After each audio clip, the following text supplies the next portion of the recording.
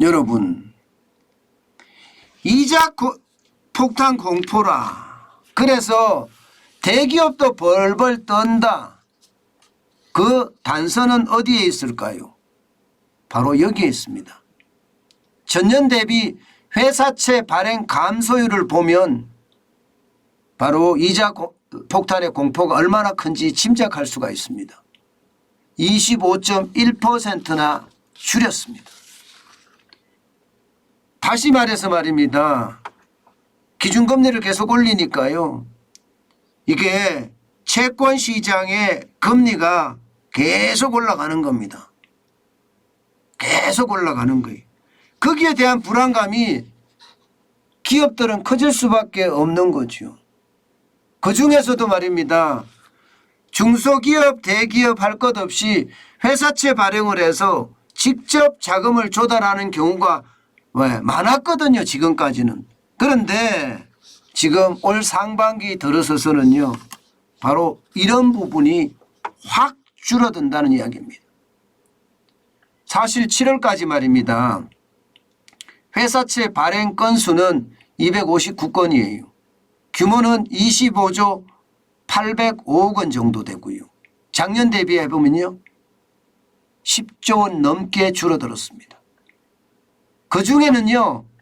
대기업이 대부분 조달을 했고요. 중소기업은 겨우 3건에 불과합니다. 259건 중에 말입니다. 그런데도 대기업이 워낙 많이 줄였다는 이야기가 되는 거죠. 실제로도 보실래요? 실제로도 지금 회사채 순발행 지수입니다. 2월부터 보면 지금 대기업이든 중소기업이든 회사채 발행을 많이 했다는 거잖아요. 2월에 7,810억 원을 했다는 뜻입니다. 3월에는 마이너스가 났습니다. 마이너스 1조 6,870억 원이 나왔습니다. 그러면 이 말은 무슨 말이냐? 이게 순발행도 했겠지만 이게 순상환도 했다는 뜻이에요. 순상환도. 일반적으로 말입니다. 회사채가 만기가 되잖아요. 뭐 1년물이 만기가 되든 2년물이 만기가 되든 3년물이 만기가 되든 만기가 되면 일반적으로 재연장합니다. 이 재연장할 때 금리를 올려서 재연장하거든요. 금리를 올려서. 왜냐하면 재연장하니까 조금이라도 올립니다. 그런데 이 조금 올리는 금리조차도 안 하겠다는 거죠. 안 하겠다는 거예요. 나는 이자 못 줘 이런 이야기죠. 중소기업도 대기업도 마찬가지라는 뜻이에요. 3월부터 이런 조짐이 있었다는 겁니다. 3월부터. 이것은 여러분 제가 위에 제목으로 써놓은 것처럼 2017년 이후로 5년 만에 첫 순상환이 일어난 겁니다. 2017년 이후. 이 말은 지금 대기업들도 두려워한다는 거예요. 회사채의 이자 폭탄을 두려워한다는 겁니다. 4월 달에는 순발행이 58억 정도 됐습니다. 그러나 5월, 6월, 7월 보세요. 전부 다 회사채가 만기가 들어오면 재연장을 안 하고 그냥 상환해 버리는 거예요. 현금으로 다 상환해 버리는 겁니다. 5월에는 1조 5,930억 원을 상환했고요. 6월에는 1조 2,965억 원을 상환했습니다. 그럼 7월에도 1조 4,820억 원을 상환했습니다. 그야말로 줄줄이 지금 상환하는 모양새죠. 줄줄이 상환하는 모양새입니다. 그러면 제가 여러분들에게 계속 말씀을 드릴 때 기업의 상황이 좋지 않다. 이게 결국은 경기 침체로 이어진다. 왜냐하면 기업의 상황이 좋지 않기 때문에 일자리를 만들기가 힘들고 일자리가 덜 만들어지면 결국은 경기 침체였던 모양새로 간다. 이런 말 했던 것과 좀 어긋나죠. 그죠? 또 기업의 부채가 엄청나게 많은데 왜 기업은 채권을 발행해서 부채를 막아야지 왜 부채를 안 막으려고 하느냐.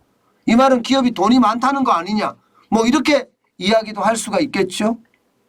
그런데 다 이유가 있습니다. 다 이유가. 제가 여러분들에게 설명할 때는요. 늘 말씀드리지만 큰 흐름을 절대 바뀌지 않습니다. 저는 이런 자료가 나오면 아주 길을 쓰고 파봅니다. 길을 쓰고.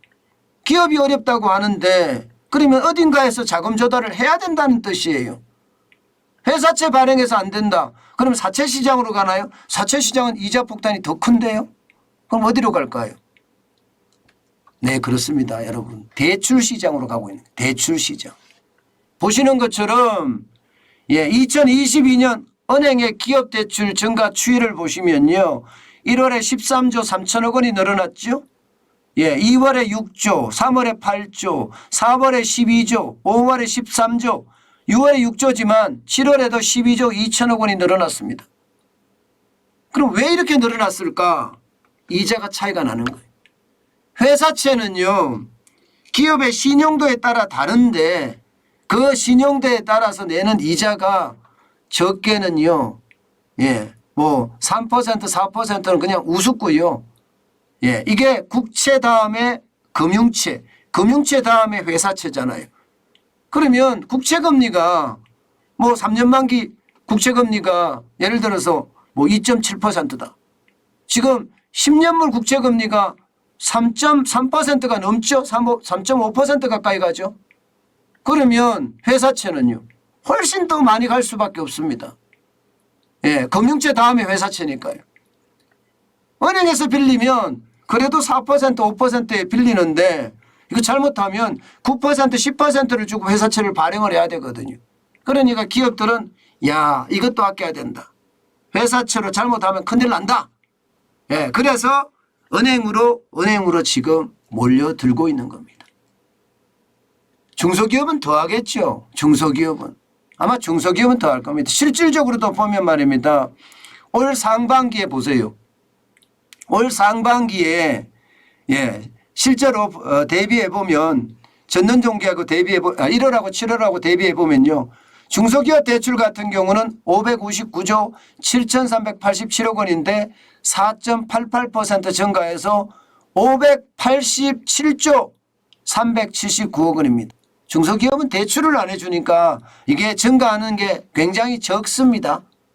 4.88%. 그러나 대기업 보세요. 대기업은 1월에 84조 3,232억 원이었습니다. 그런데 지금 7월 기준으로 94조 6,364억 원이 12.23%나 증가했습니다. 결국 말입니다. 지금 기업들은요. 이자 폭탄이 두려워서 회사채를 발행 안 하고 이자가 싼 대출로 전환한다. 이런 얘기가 되는 건가요? 이런 얘기가 맞습니다. 결국 말입니다. 제가 지금까지 이야기해왔던 대한민국 경제의 어떤 기조, 흐름이라는 게 안 바뀌었죠. 결국은 말입니다. 대기업조차도 말입니다. 이자 때문에 벌벌 떨면서 회사채를 발행하기보다는 이제는 대출로 돌아선다는 이야기예요. 게다가 대기업은 회사채 발행하다가 만약에 발행을 실패하잖아요. 그러면 신인도까지 뚝뚝 떨어지기 때문에 이제는 회사채 시장을 아무래도 당분간은 외면하지 않을까 그런 생각을 저는 많이 해봅니다. 안 그래도 지금 한계기업, 좀비기업이 많다고 하는데 저는 솔직히 좀 두려운 것은요. 대출로 가게 되면 안 그래도 가계부채, 기업부채, 국가부채까지 많은 부채공화국이잖아요. 그런 상태라면 혹시 중소기업은 이미 한계기업이 많다고 하지만 대기업까지 한계기업이 있는 상태에서 무너질까 두렵습니다. 저는 결국 말입니다. 대기업이 굉장히 생각했던 것보다가 위험의 어떤 폭에 쌓여 있다. 저는 이렇게 지금 읽고 있습니다. 뭔가 감춰진 진실이 하나씩 드러날 겁니다. 기업 입장에서는 이 감춰진 진실을 정확하게 말할 수가 없어요. 이 불편한 진실이 될 수도 있고요. 이거 잘못 말했다가는 주가 폭락하거든요. 회사가 더 빨리 망할 수도 있기 때문에요. 그렇지만 분명히 위기의 징후는 저는 있다고 봅니다.